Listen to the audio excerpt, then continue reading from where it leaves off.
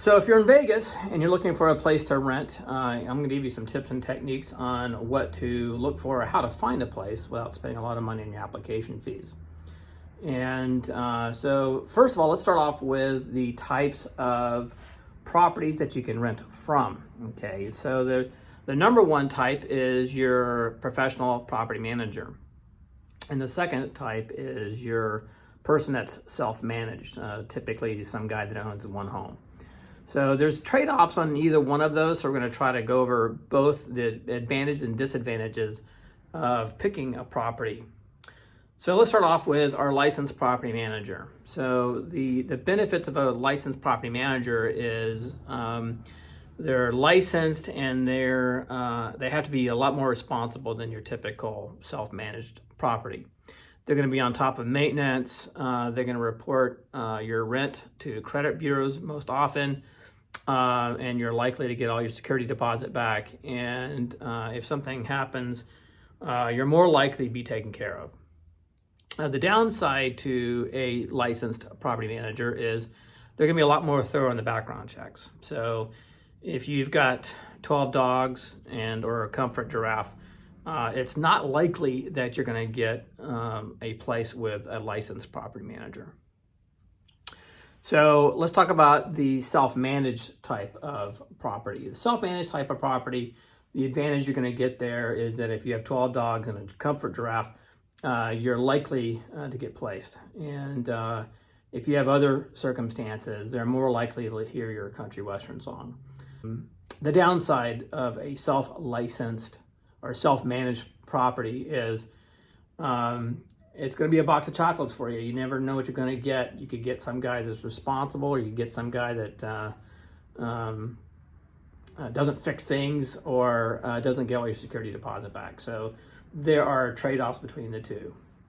If you're having difficulty getting placed with a licensed property manager, then that's going to be your next alternative. You may or may not be aware of that rental property is really hard to come by right now. There's very little inventory available for rent, and that's because we have a lot of people coming from out of state, specifically from California, that are snapping up every rental in sight. So there's very few properties available. And so if you want to get ahead of the game and watch this video, your chances will double if you follow my advice on getting prepared for a rental or rental application. So before you even start looking at properties, you need to get your act together. So here are the 3 things that you need to get prepared with before you even start looking at rentals. So let's start off with the number one thing, your credit. Yeah, believe it or not, people care about your credit. They want to know that you pay on time. So the easiest, fastest, cheapest way to get a hold of what your credit score is using creditkarma.com. Now, I know it's not perfect. Experian might be plus or minus 5 points from creditkarma.com, but at least you're starting with something. So number one is find out what your credit is.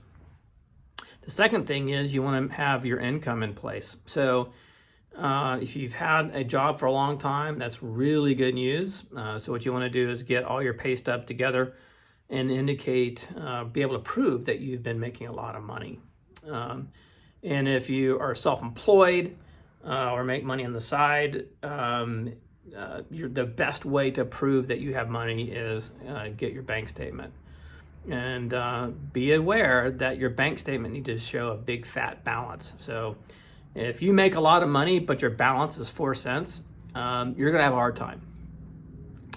The third thing that you want to get together is a landlord verification. So the best way to take care of landlord verification is contact your landlord. Yeah, contact your landlord and say, hey, Mr. Landlord, I really need a favor. Number one thing is I need a statement that shows that I've been paying rent on time. And the second would be some type of glowing review. Now, honestly, landlords are really slammed. So if you get a self-managed landlord, my recommendation is create a review for yourself and then give it to them. They can copy and paste and put together.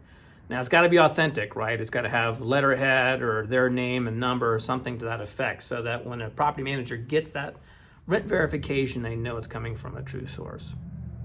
If your if your current property manager is a licensed property manager, a tenant ledger is super effective. And don't forget to get a letter of recommendation from your property manager. So what you're going to do is you're going to take all those things that you've carefully prepared, and then before you go look at the property, you're going to send your information to the property manager.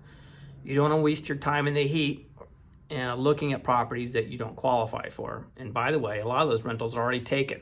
So before you go out and waste your time, make sure that those properties are available and send that property manager your information.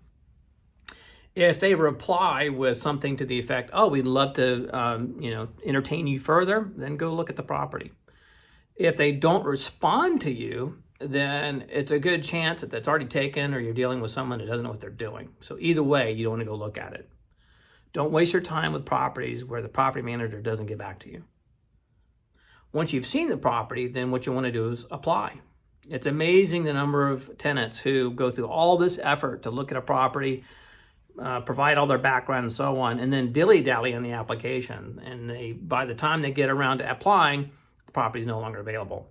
So if you like a property and have all your stuff prepared, apply. Don't play around. So once you've applied, follow up. That's it. Just follow up.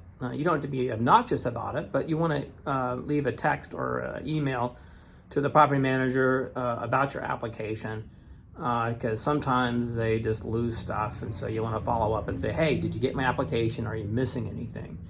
And typically the holdup for a lot of us property managers is the landlord verification. So if your application is stuck in that you're waiting on rental verification, then you want to stand on your property manager's desk and make sure that gets out to them. So follow up, find out what the person is needing still from you, and then follow up with your landlord to make certain that they sent the proper documentation for your application.